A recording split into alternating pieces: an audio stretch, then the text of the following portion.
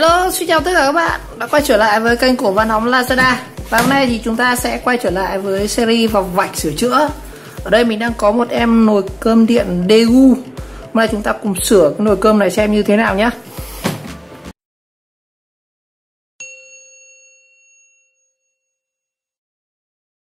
Rồi, tình trạng bệnh lý của cái em nồi cơm này thì mình thấy bảo là bị kẹt cái này anh em ạ. Không biết có sửa được không. Chắc vẫn phải bổ ra xem như thế nào. Đây này, cái nãy nồi cơm nó hỏng đấy anh em này. Nó không đẩy lên được các thứ anh em. Bây giờ mình sẽ bung thử ra nhá. Đầu tiên phải bỏ cái nắp này ra, không nó chảy hết nước ra bàn này.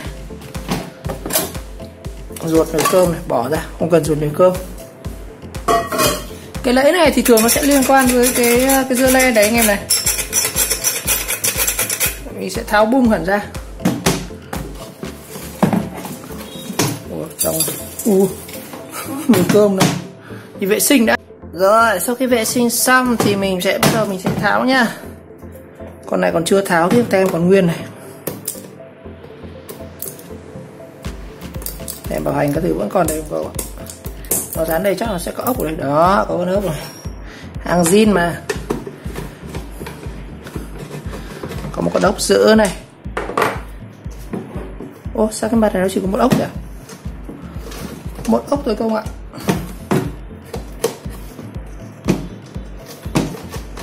Có mỗi một con ốc ở đấy thôi. Bây giờ mình sẽ cậy cái này ra nhé.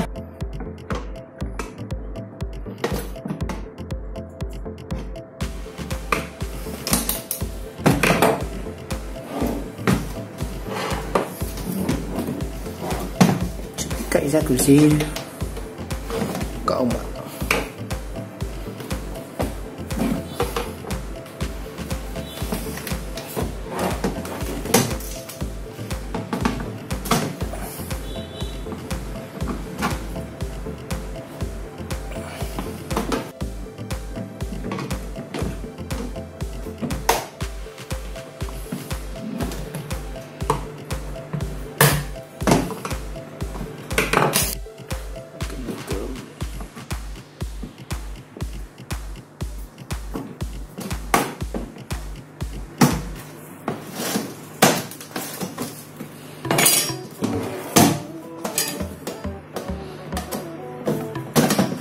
Đấy, dùng dao mới cậy được anh em. Đây, nồi cơm đây. Bên trong cái nồi cơm này thì nó cũng đơn giản thôi. Đây, cái sơn le nó nằm ở cái này anh em này. Cái này nó bị tuột cái này ra. Cái đơn giản quá thì mình xem mà có tháo được cái này ra. Tháo cái cơm kia ra nào.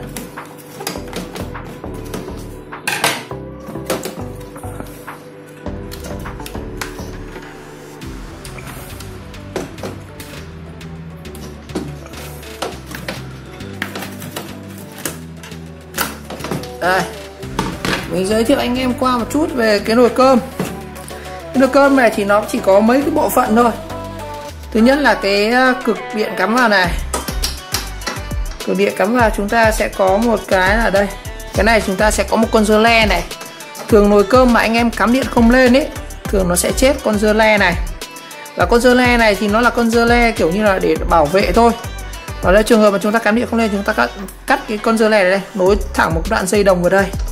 Thường là mình sẽ cắt đoạn dưa le, nối hai cái dây này chọc lại với nhau, hàn vào. Rồi, và chúng ta sẽ có một cái mâm nhiệt ở đây. Cái mâm nhiệt này để đốt nóng nồi cơm này. Đây là cái mâm nhiệt này. Đây là cái mâm nhiệt. Đó. Nồi cơm bị không chín hay là không đủ nhiệt này do cái lá mâm nhiệt này. Đó. Ngày xưa thì một số nồi cơm thì nó không sử dụng cái mâm nhiệt này, mà sử dụng cái dây may so quấn ở quanh cái mép này anh em này. Nó có một cái dây may so ở quanh cái mép này.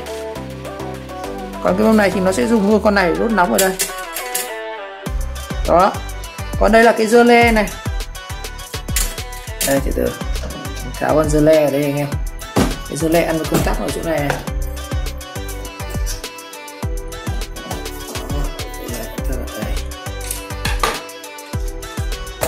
Này của nó cũng có cả phím này thôi mà, có gì đâu. Cái này nó chỉ bị tuột ra thôi anh em, không phải làm gì cả.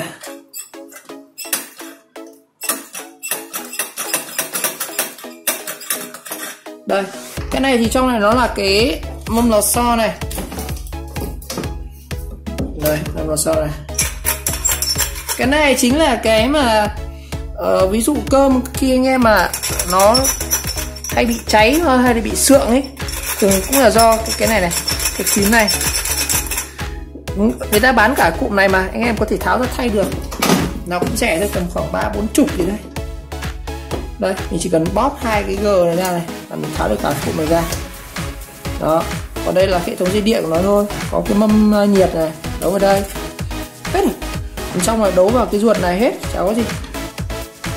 Cái này đơn giản quá, nó bị cái này nó bị G ra đây thôi. Tôi tưởng thế nào, chẳng phải sửa gì anh em ạ. Rồi, giờ lắp lại thôi. Đấy, giới thiệu anh em các pan bậy rất đơn giản nồi cơm thôi, là cắm không lên là chúng ta sẽ thay cái dơ le này. Cái cơm không chín không đủ nóng thì là do cái này, chúng ta thay cái này, người ta bán rời cái này. Đó. Còn là cái trường hợp mà cái nồi cơm mà kiểu cái cữ nồi cơm nó không nhảy ấy, cắm quá lâu mà nó không chín ấy, thì chúng ta sẽ thay cái này, cái cục lò xo này, hết rồi. Còn cái này nó không giờ hỏng anh em ạ, nó vẫn cơ khí mà. Đấy, có 3 cái bệnh hay gặp của cơm thôi. Giờ mình sẽ bắt cái này vào. Nó lại đơn giản easy quá anh em ạ.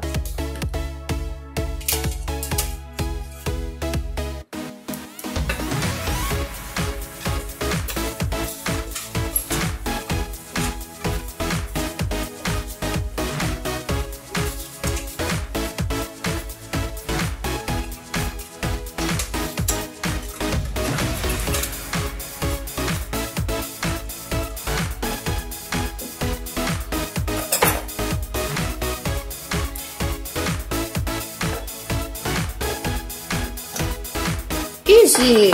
Rồi mình lắp lại thôi anh ạ, chả có gì đâu. Cái này thì nó vào đây.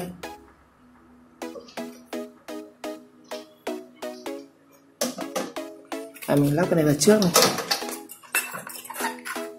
Nhiều khi mọi thứ trở nên quá đơn giản.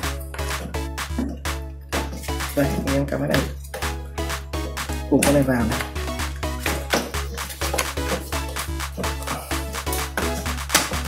Đấy, con này vào đây, nó có 2 G này thôi, đơn giản quá, quá đơn giản.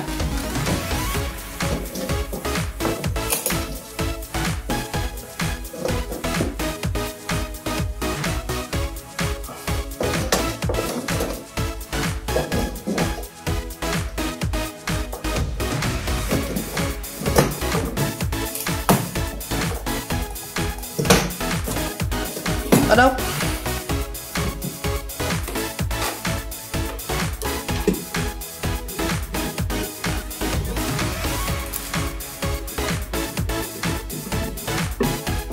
Đấy, phá trinh rồi thế.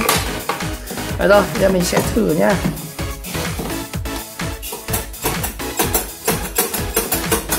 Được rồi.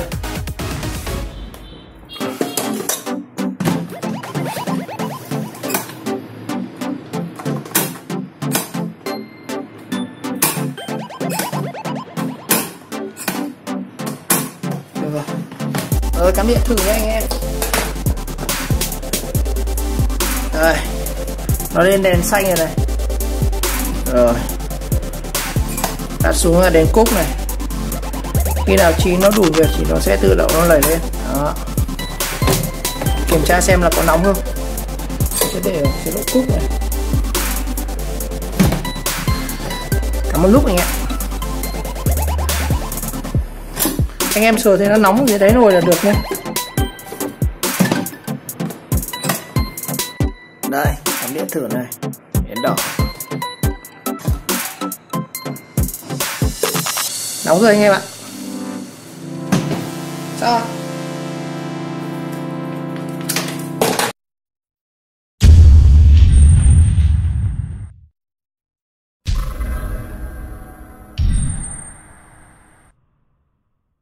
Rồi, như vậy ngày hôm nay thì mình giới thiệu anh em thông qua một cái pan bệnh đơn giản thôi.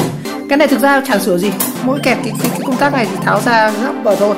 thì mình có giới thiệu qua một chút anh em về các cái ban hay bệnh của gặp của nồi cơm điện, cũng như là cách xử lý như thế nào, 3 bệnh thôi. Và cũng đại khái là cũng mở bung em Daewoo DS180 này. Rồi, một lần nữa cảm ơn các bạn đã theo dõi video clip, và nếu thấy video hay thì các bạn nhớ like, subscribe kênh và chờ đón các video tiếp theo.